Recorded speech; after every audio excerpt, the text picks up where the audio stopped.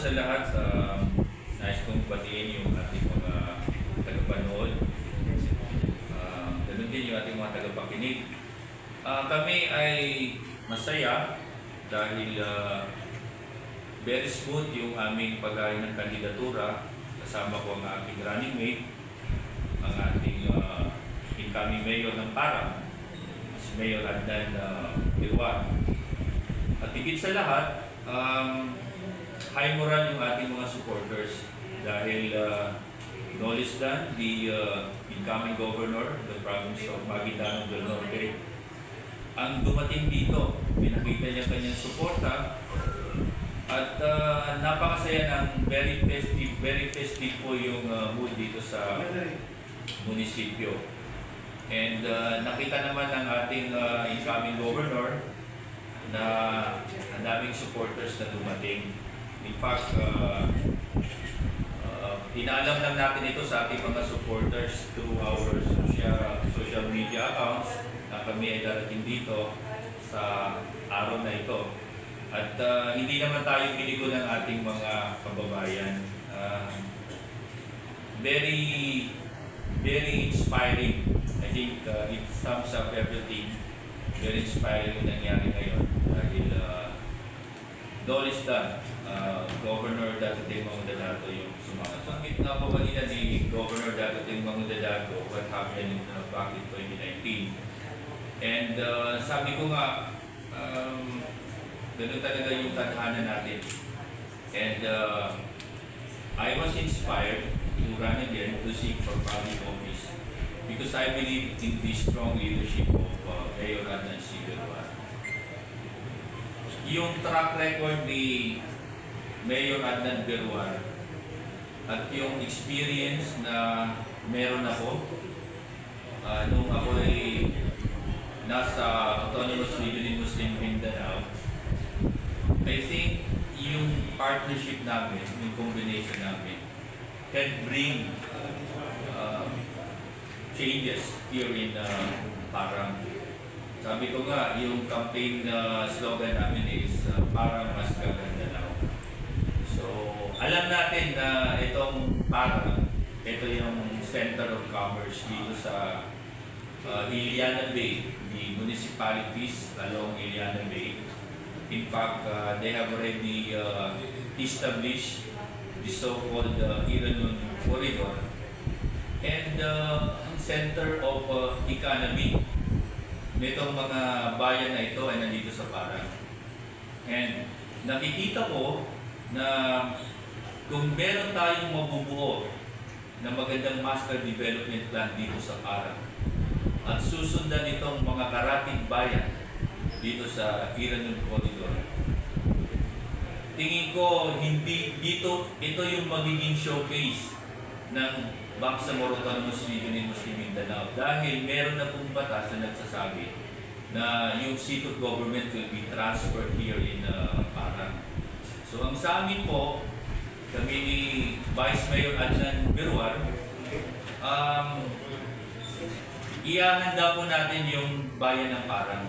In fact, the seat of government is not yet transferred here because nandyan pa rin sa Bangsamoro Government Center which is in Cotabato City. Pero nakikita ko sa mga darating na taon, sana po ay makuha natin yung ating minimiti na maging bahagi ng kasaysayan ng Bangsamoro Autonomous Region in Muslim Mindanao na yung kanyang center of governance na nandito sa Parang. Kami yung magbibigay daan upang mas lalong mapaganda yung whatever activities, programs, projects that will be established here in Parang. Dito magsisimula sa Parang, Maguindanao. Just to be honest with you, I was just informed that I was chosen by no less than the incoming governor of Maguindanao del Norte, Dato Mangudadato, to be the running mate of Vice Mayor Adnan Birwan. Just a few days ago, I have plans before, but due to the complicated situation here in our province, ang dami pong sabihin na natin conflict of interest some of my relatives nandun sa kabila. Yung iba nandito din sa kay Governor Teng Mamudadato. But for me, ang naging inspiration ko ang naging deciding factor is the opportunity to serve the people of Parang. Yun po yung nagbigay daan upang ako ay makumbinsi na ito yung pagkakataon. I was never part of the equation. But after Vice Mayor Adnan talked to me and after having a meeting with the incoming governor of Pangasinan, naisip ko na yung aking minimiti, yung aking pangarap para sa aking bayan. Dito po ako lumaki, dito ako pinanganak, dito ako nag-aaral ng elementarya, dito ako nag-aaral ng sekundarya. Nung ako ay nag-aaral ng accountancy and nag-aaral ng abugasya, ako ay araw-araw ko pong binibiyahe yung Parang papuntang Cotabato City, pabalik dito. At mahigit na pong apat na dekada akong nakatira dito sa Parang. Alam ko yung problema, alam ko yung solusyon. Yun po yung bagay na naging deciding factor. Para ako po ay suportahan at naniniwala ko sa leadership ni Vice Mayor Adnan Birwan.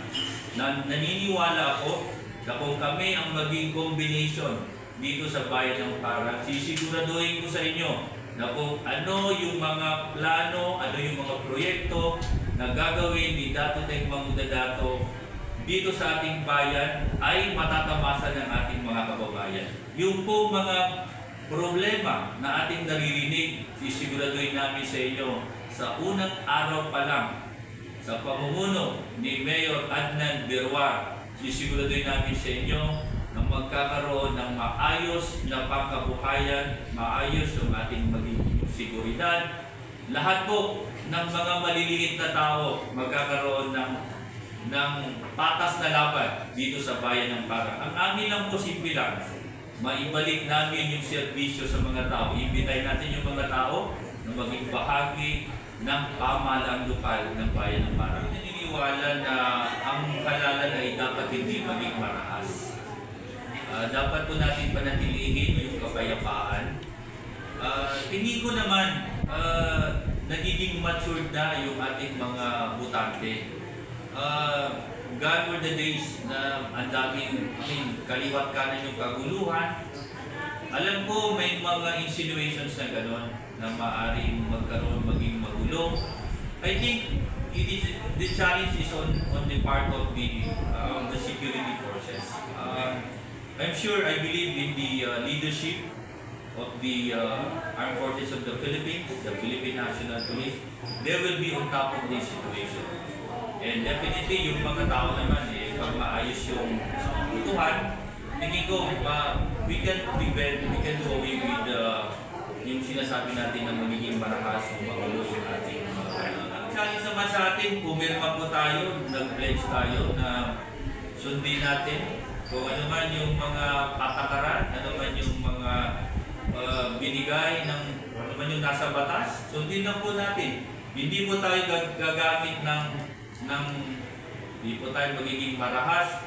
Sabihin po natin sa ating mga supporters na gawin na natin tama, bumoto lang tayo, sundin lang natin yung sasabihin ng Commission on Election, at magsama-sama po tayo para sa kapayapaan. At lalong-lalo na pagkatapos po ng halalan, yung pagiging magkaibigan po natin, lalong-lalo na sa kabila, may mga kaibigan din naman natin sila. Isang tabi lang muna natin siguro sa panahon ng halalan, pero tanda po natin, pagkatapos ng halalan, magkakaibigan pa rin tayo.